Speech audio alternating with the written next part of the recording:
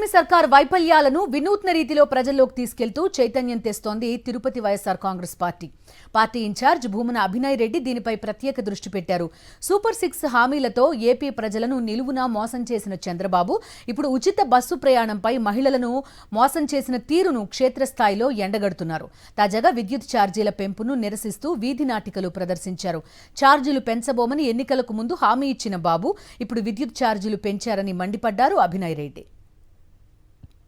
పెరిగినటువంటి విద్యుత్ ఛార్జీలకు నిరసనగా వైఎస్ఆర్ కాంగ్రెస్ పార్టీ తిరుపతిలో విద్యుత్ దోపిడీకి గుణపాఠం చెబుదాం అనేటటువంటి వీధి నాటకాన్ని ప్రదర్శిస్తోంది.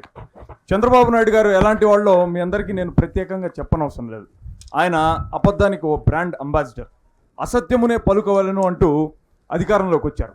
5 ఏళ్ల పాటు విద్యుత్ ఛార్జీలను పెంచనని 5 నెలలకే ప్రజలకు షాకుల మీద షాకులు ఇస్తున్నారు చంద్రబాబు.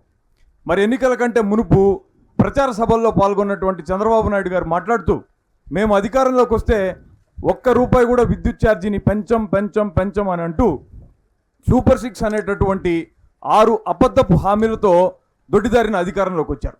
మరి అధికారంలోకి వచ్చిన తర్వాత ఈ విద్యుత్ ఛార్జీల పెంపు పైన ముఖ్యమంత్రి చంద్రబాబు నాయుడు గారు, ఉప ముఖ్యమంత్రి పవన్ కళ్యాణ్ గారు, మరో మంత్రి నారా లోకేష్ గారుల మధ్యన జరిగేటటువంటి ఆసక్తికర సంభాషణని ఒక్కసారి చూద్దాం.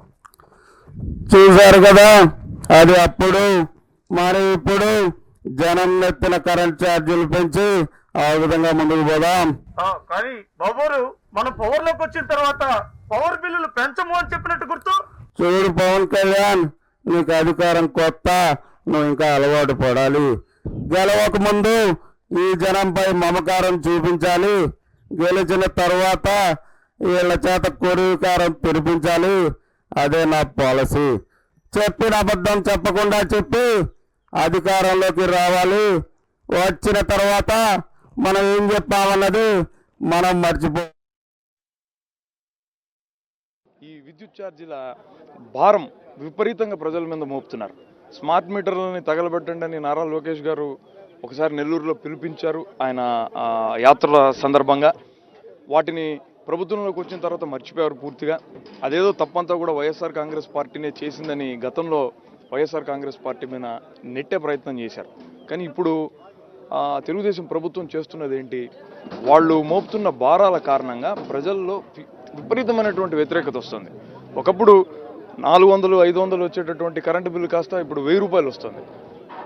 ఇంకా ఈ స్మార్ట్ మీటర్ల కారణంగా కొంతమంది మనం తిరుపతి చుట్టుపక్కల ఉన్నటువంటి గ్రామాల్లో వ్యాపారస్తులకు ఒక 5,000, 10,000 వచ్చేటటువంటి కరెంటు బిల్లు 35,000, 40,000 వచ్చినటువంటి ఉదంతాలను కూడా మనం చూస్తున్నాం.